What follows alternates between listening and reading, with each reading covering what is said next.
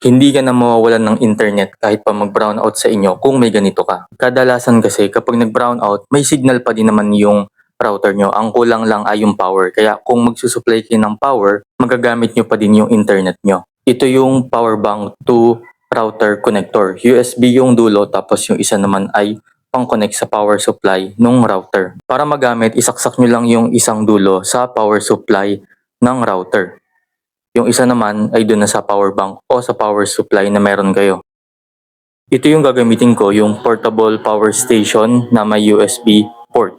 I-plug in nyo lang dyan yung USB na dulo, i-turn on, at hintayin nyo lang na mag-power on yung mismong router. Usually mga 15 to 30 seconds, minsan maximum na yung 1 minute na magta-turn on lahat. Pero mabilis lang din naman yun.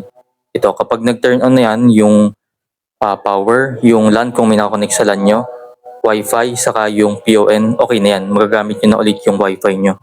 For emergency purposes, yung mabilis ang gamit, pwede kayong gumamit ng mas maliliit na power bank. Pero pag naubos na yung charge ng power bank nyo, magta-turn off na din yung Wi-Fi nyo. Kaya recommended ko talaga na mas mataas na capacity na power bank o power station yung kunin nyo. Ito yung power station na ginagamit ko. Pinili ko yung may kasama ng solar panel na pang-charge para pag may emergency, pag nawalan ng kuryente, magagamit ko pa din. At multi-purpose na din siya kasi madami din siyang ports.